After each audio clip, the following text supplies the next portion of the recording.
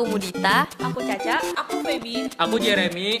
Kami dari jurusan Okupasi Terapi 2017 Universitas Indonesia. Kami akan membahas tentang sensory profile. Apa itu sensory profile? Sensory Profile edisi kedua ini merupakan revisi dari Sensory Profile yang original. Sensory Profile 2 ini ditulis dan dipublish oleh Winnie Dan, yang merupakan penulis dari Sensory Profile, Infant and Toddler Sensory Profile, Sensory Profile School Companion, Short Sensory Profile, dan Adolescent or Adult Sensory Profile. Berikut merupakan foto dari Winnie Dan. Beliau dikenal seinternasiונal sebagai ahli karena teorinya mengenai proses sensori dalam sehari-hari. Jadi, Sensory Profile 2 ini menyediakan asesmen dalam metode terstandar yang dapat digunakan oleh para profesional untuk mendokumentasi pola proses sensori pada anak dan mendukung suatu tim dalam mengidentifikasi efek dari proses sensori ini pada partisipasi yang fungsional di lingkungan rumah anak, sekolah, dan komunitas. Informasi yang didapat dari Sensory Profile 2 adalah untuk menentukan hipotesis mengenai apa yang harus didukung pada kemampuan anak untuk sukses dalam berpartisipasi di aktivitas sehari-harinya. Sensory Profile 2 ini dapat digunakan untuk mengasesmen anak-anak dari yang baru lahir sampai berumur 14 tahun lebih 11 bulan. Terdapat beberapa fitur utama dalam Sensory Profile 2. Yang pertama, simple to use. Sensory Profile 2 itu mudah digunakan dan dinilai. Yang kedua, contextually relevant. Artinya, Sensory Profile 2 mendapatkan informasi penting mengenai pola proses sensori anak ketika di sekolah, rumah, dan komunitas. Yang ketiga, integrated. Sensory Profile 2 berhubungan dengan proses sensori ketika anak beraktivitas di sekolah, rumah, dan komunitas. Yang keempat, theory based. Artinya, Sensory Profile 2 menyediakan suatu struktur dalam pembuatan keputusan yang berdasarkan teori. Yang kelima, evidence-based. Sensory Profile 2 disusun berdasarkan banyak bukti dari edisi yang pertama, termasuk penelitian internasional yang mendemonstrasikan dari kegunaan dari datanya. Lalu, yang keenam, family and child centered. Yang artinya, Sensory Profile 2 ini membuat keluarga dan guru merupakan menjadi informan dan anggota dari tim. Strengths-based. Artinya, Sensory Profile 2 dirancang untuk digunakan dengan semua anak, dengan mempertimbangkan kondisinya karena mencirikan respon anak terhadap pengalaman sensorik dari aktivitas sehari-hari. Yang kedelapan, inclusive. Sensory Profile 2 mendorong tim untuk mengaitkan pengamatan yang dilaporkan oleh guru dengan yang dilaporkan oleh caregiver untuk mendapatkan gambaran lengkap mengenai dampak dari kemampuan proses sensori anak saat berpartisipasi dalam berbagai konteks.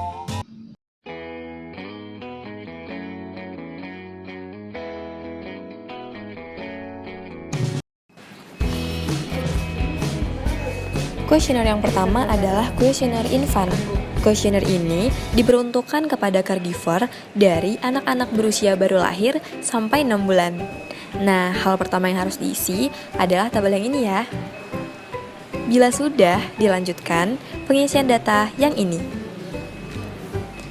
Lalu, bacalah terlebih dahulu instruksi yang tertera sebelum melanjutkan ke tahap pengisian kuesioner.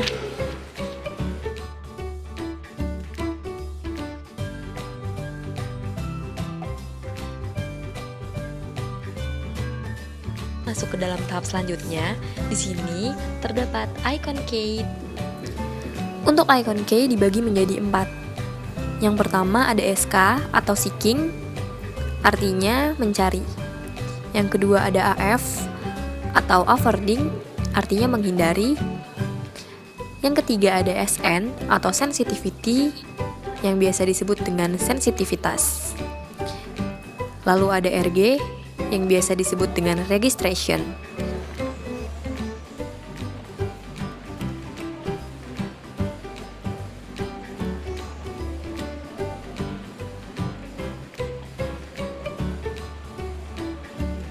ada almost always dengan 90% keseringan yang dilakukan. Yang ketiga ada frequently 75%, half the time 50%, occasionally 25%, dan yang terakhir ada almost never 10%.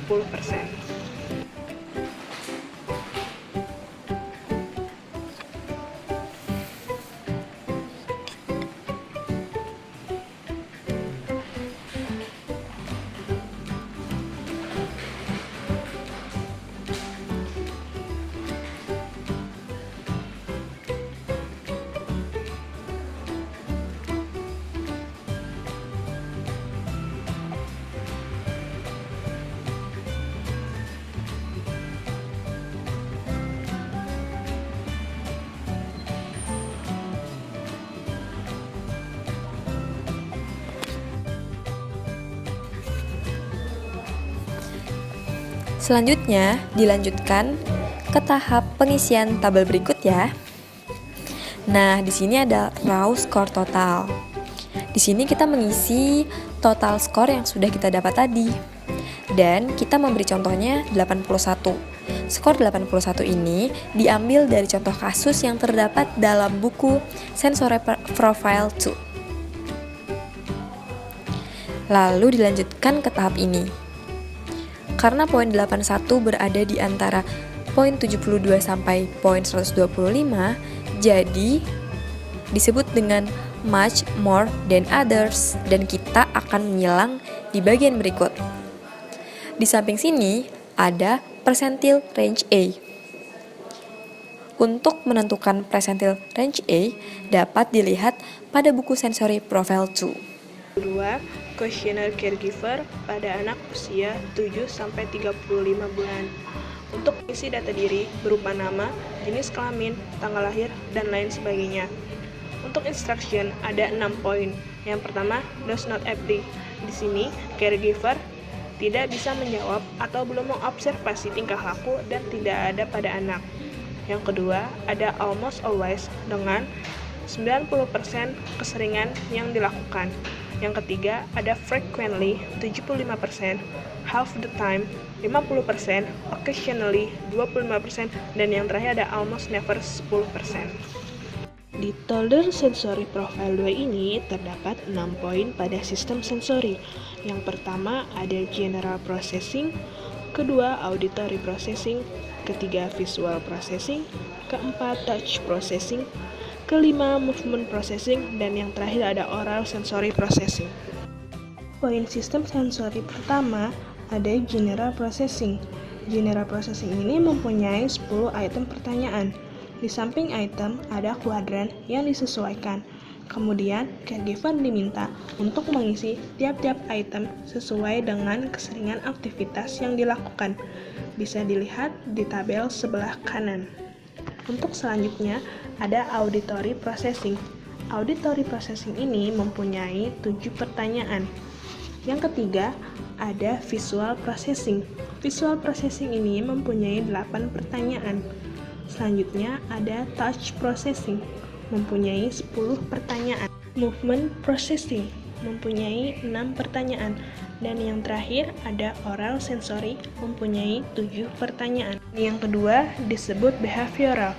Behavioral ini mempunyai 6 item pertanyaan. Di samping item ada kuadran yang disesuaikan. Kemudian caregiver diminta untuk mengisi tiap-tiap item sesuai dengan keseringan aktivitas yang dilakukan. Bisa dilihat pada tabel sebelah kanan. Berikut adalah icon-icon kuadran dari tiap item. Yang pertama ada SK untuk seeking, kedua AF, avoiding, SN sensitivity, RG registration, dan yang terakhir tidak ada kuadran. Seeking atau SK ini dilihat dari skor item yang berikon SK di tiap-tiap item, kemudian dijumlahkan, begitupun selanjutnya pada avoiding, sensitivity, registration, dan tidak ada kuadran. Terakhir, setelah didapatkan jumlah skor dari tiap kuadran yang sudah dijumlahkan sebelumnya, kemudian dipindahkan ke tabel. Selanjutnya, jumlah dari kuadran disesuaikan ke tabel CAT score. Selanjutnya adalah Child Sensory Profile 2. Untuk Child Sensory Profile 2 diperuntukkan kepada caregiver dari anak-anak yang berusia 3 tahun sampai 14 tahun 11 bulan. Hal pertama yang harus diisi adalah bagian yang ini ya. Selanjutnya adalah pengisian data berikut. Bila sudah mengisi data berikut dengan lengkap, jangan lupa bacalah terlebih dahulu instruksi yang tertera sebelum melanjutkan ke tahap pengisian kuesioner. Child terdapat 9 bagian yang terdiri dari beberapa item. Bagian pertama adalah auditory processing. Hal ini berkaitan dengan proses pendengaran. Bagian kedua ada visual processing. Di bagian ini berhubungan dengan proses penglihatan. Di bagian ketiga ada touch processing. Bagian selanjutnya ada movement processing. Di bagian ini berkaitan dengan proses perpindahan. Di bagian kelima terdapat body position processing. Ini berkaitan dengan proses posisi dari badan. Selanjutnya ada oral sensory processing. Ini berkaitan dengan profil sensori oral, perilaku yang berhubungan dengan sensorik. Di tahap selanjutnya ada conduct association with sensory processing. Ini berkaitan dengan tanggapan sensory conduction yang terkait dengan pemrosesan sensorik. Selanjutnya ada social emotional responses associated with sensory processing. Ini berkaitan dengan tanggapan emosional sosial yang terkait dengan pemrosesan sensori. Di tahap selanjutnya ada attentional responses associated with sensory processing. Ini berkaitan dengan tanggapan responsif association dengan processing sensorik. Kita lanjutkan ke score summary dari Child Sensory Profile 2. Di sini terdapat 4 tabel yang harus kita perhatikan. Tabel pertama berkaitan dengan seeking atau mencari, tabel kedua berkaitan dengan avoiding atau menghindari, tabel ketiga ada sensitivity atau sensor, dan tabel keempat ada registration atau bystander.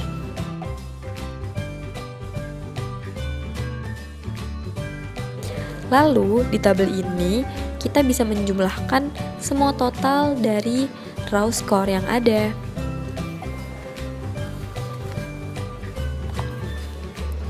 Tahap selanjutnya dilanjutkan untuk pengisian tabel yang ini ya. Nah, di sini ada raw score total.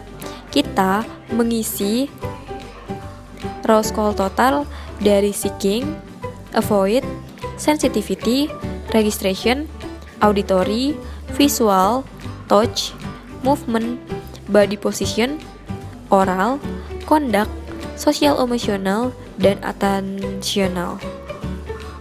Lalu di sini kita memilih kira-kira skor kita tadi itu berada di less than others atau more than others. Nah, skor yang sudah ada ini kita ambil dari salah satu kasus yang terdapat dalam buku Sensory Profile 2. Lalu, untuk percentile range A ini didapat dari buku Sensory Profile 2.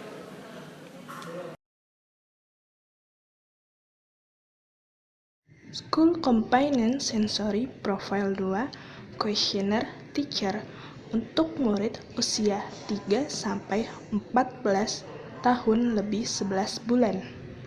Sensory Profile Questionnaire untuk caregiver. Pertama, caregiver diminta untuk mengisi data diri seperti nama, tanggal lahir, dan lainnya. Instruction terbagi menjadi 5. Ada always, frequently, occasionally, seldom, dan never. Pertama, murid diminta untuk mengisi data diri seperti nama, jenis kelamin, tanggal lahir, dan lain sebagainya. Untuk instruction mempunyai 6. Yang pertama, does not apply, berarti tidak ada jawaban atau karena belum observasi tingkah laku atau tidak ada di anak. Yang kedua, ada almost always mempunyai 90%, frequently 75%, half the time 50%, occasionally 25%, dan almost never 10%. Pada School Component Sensory Profile 2 ini mempunyai 4 poin sistem sensori. Yang pertama ada auditory processing, visual processing, touch processing, dan movement processing. Pada auditory processing mempunyai 7 item pertanyaan. Di samping item terdapat kuadran yang disesuaikan. Kemudian caregiver diminta untuk mengisi tiap-tiap item sesuai dengan keseringan aktivitas yang dilakukan. Bisa dilihat pada tabel sebelah kanan. Untuk visual processing mempunyai 7 item pertanyaan. Touch processing mempunyai 8 item pertanyaan. Dan movement processing mempunyai 10 item pertanyaan.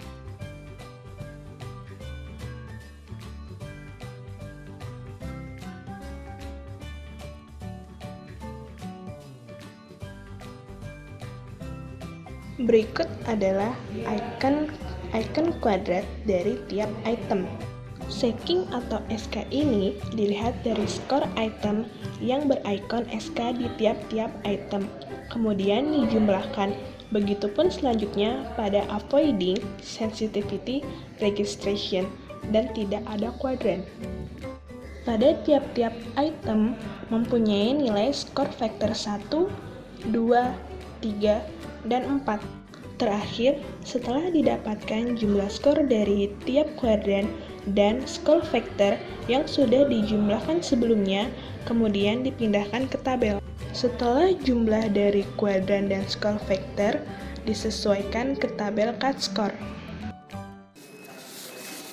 Selanjutnya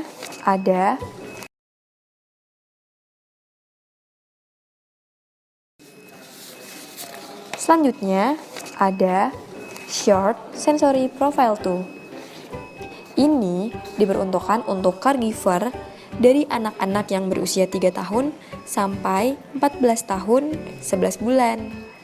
Hal pertama yang harus diisi yang ini ya, jangan sampai lupa. Bila sudah, dilanjutkan untuk pengisian data berikut. Nah, bila sudah terisi dengan lengkap, jangan lupa untuk membaca terlebih dahulu instruksi yang tertera sebelum melanjutkan ke tahap pengisian kuesioner selanjutnya.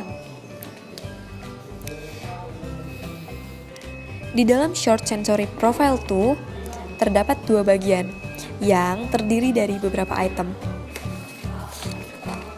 Bagian pertama adalah sensory processing. Hal ini berkaitan dengan proses sensori.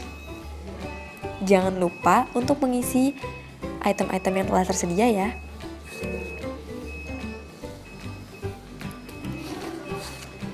Bagian kedua adalah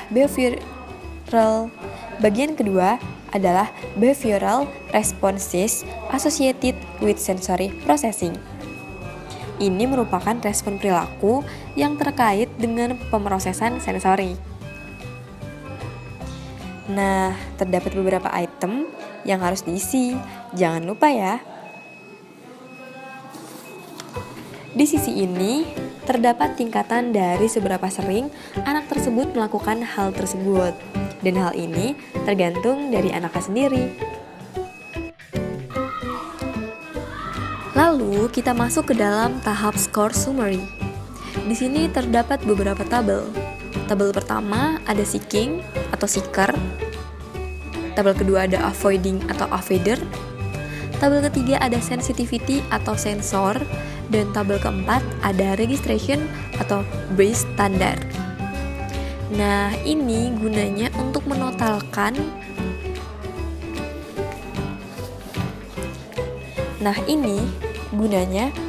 menotalkan. Poin-poin pada icon key yang sudah diisi sebelumnya. Jangan lupa ditotal ya untuk tiap itemnya. Bila sudah diisi dengan lengkap, dilanjutkan ke dalam tahap tabel berikut. Jangan lupa mengisi total dari seeking atau avoiding atau sensitivity atau registration di kolom yang ini ya. Lalu kita berlanjut ke dalam kolom yang ini. Kita bisa menentukannya dari sini.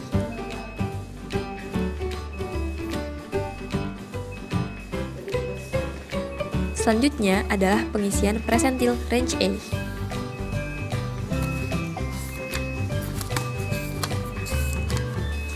Untuk menentukan persentil range A dapat dilihat dari buku panduan Sensory Profile 2. Di sini kita terdapat berbagai skor, dan skor ini didapatkan dari contoh kasus yang terdapat dalam buku Sensory Profile 2. Sensory Profile Questionnaire untuk caregiver.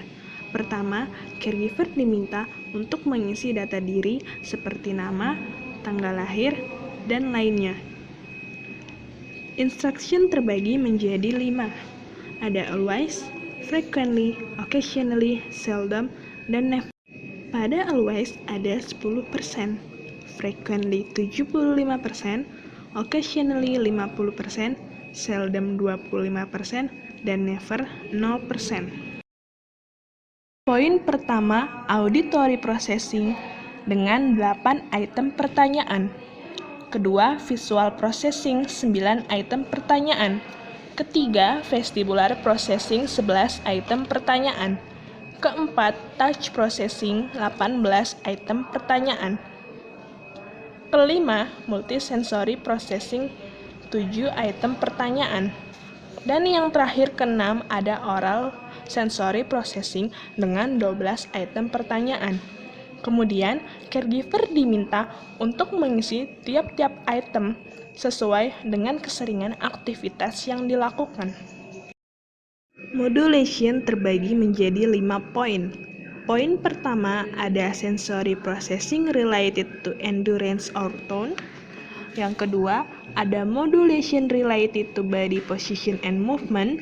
Yang ketiga, ada modulation of movement affecting activity level. Yang keempat, ada modulation of sensory input affecting emotional response. Dan yang terakhir, ada modulation of visual input affecting emotional response and activity level. Behavior and emotional response mempunyai 3 poin utama. Yang pertama ada emotional or social response. Yang kedua ada behavior outcomes of sensory processing. Dan yang ketiga ada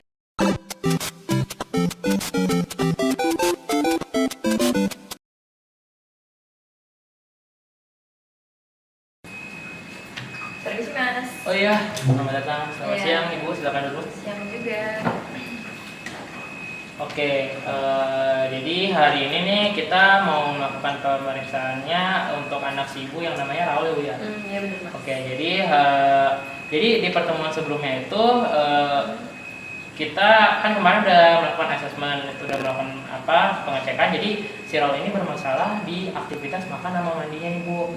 Jadi, aktivitas ini nih dia akan ada erat kaitannya sama kemampuan sensorinya. Nah, saya tuh pengen tahu sampai sejauh mana sih kemampuan sensorinya si Raul ini. Nah, ini kita pakainya sensory profile nih Bu. Ini formnya kayak gini. Jadi ini untuk bisa tahu nih kemampuan sensorinya si Raul. Jadi di sini isinya ada identitas Raul, nanti Ibu bisa isi di sini identitasnya Raul. Iya. Terus di sini ada ketentuan skornya. Jadi ketentuan skornya ini Ibu nanti bisa centang di sini nih. Jadi ada dari 1 sampai 5. Terus bisa 0 di sini. Jadi saya jelasin dulu ya Bu. Iya. Untuk skor 5 itu jika si Raul ini selalu melakukan aktivitas tersebut. Jadi di sini sampai 90%. Kemudian untuk skor 4 itu dia 75% atau dia ini sering melakukan aktivitas tersebut. Kemudian ibu kalau mau ngasih skor 3 jika si Raul ini dia ini di waktu tertentu aja nih Bu. Jadi di sini dibilangnya di waktu tertentu. Kemudian skor 2 jika dia melakukannya kadang-kadang. Kalau skor 1 ini kalau dia hampir tidak pernah melakukan. Skor 0 jika dia tidak pernah melakukan sama sekali. Ada pertanyaan nggak Bu? Jauh ini belum ada Mas. Jauh ini belum ada. Jadi ini formnya, ini pulpennya, Ibu silakan bisa diisi. Ya boleh.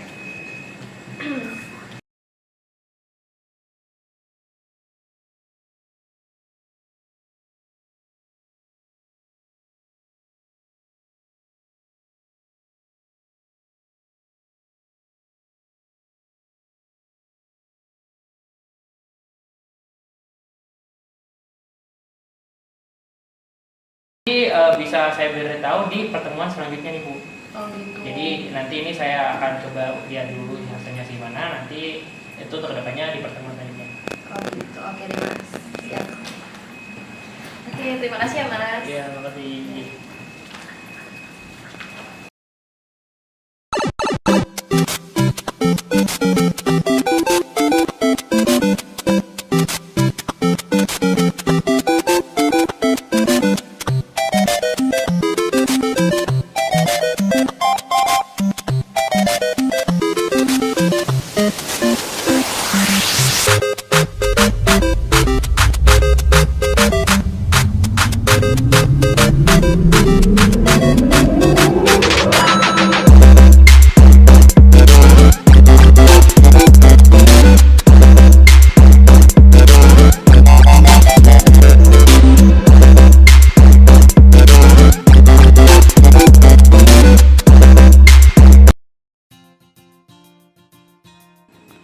Komponen pertama, visual.